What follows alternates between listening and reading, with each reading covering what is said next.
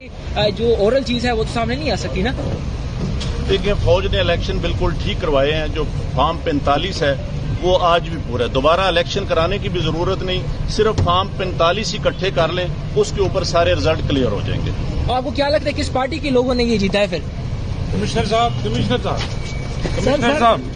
یہ بتائیے گا جو آر او نے ریزلٹس روکے تھے کیا اس میں باضابطگیاں ہوئی ہے, کیا کہیں گے آپ؟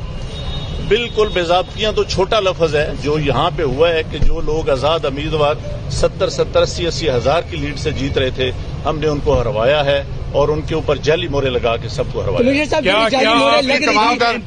آپ نے کسی سے کہا کہ سب کچھ ہو رہا ہے, غلط ہو رہا ہے, اس کو روکا جائے؟ دیکھیں میں یہ ساری اس غلط کاری کی ذمہ داری اپنے اوپر لے رہا ہوں اور ساتھ آپ کو بتا رہا ہوں کہ جو چیف الیکشن کمشنر ہے, جو چیف جسٹس ہے, وہ بھی اس کام میں پورے شریک ہیں. کس کے کہنے پہ سب کچھ ہوتا رہا؟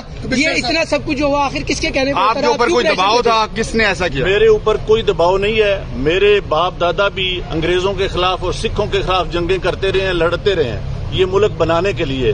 اب میں اس ملک کو توڑنے کا حصہ نہیں بن سکتا. کمشنر صاحب آپ نے راولپنڈی کی بہت بڑی خدمت کی ہے. آپ نے بڑے بڑے میگا پروجیکٹ پہ 24 گھنٹے کام کیا ہے.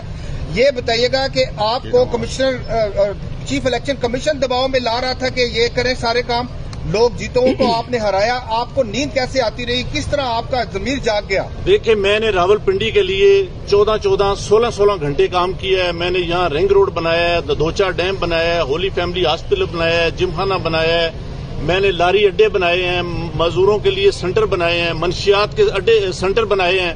سب کچھ میں اپنے ملک کی بہتری کے لیے کرتا رہوں, لیکن آخر پہ میں نے جو اس ملک کے پیٹ میں چھرا گھونپا ہے مجھے وہ سونے نہیں دیتا. جو میں نے ظلم کیا ہے مجھے اس کی سزا ملنی چاہیے, اور باقی بھی اس ظلم میں جو لوگ شامل ہیں ان کے نام بتائیں گے جو لوگ آپ کو سینئر افسران جو بھی تھے.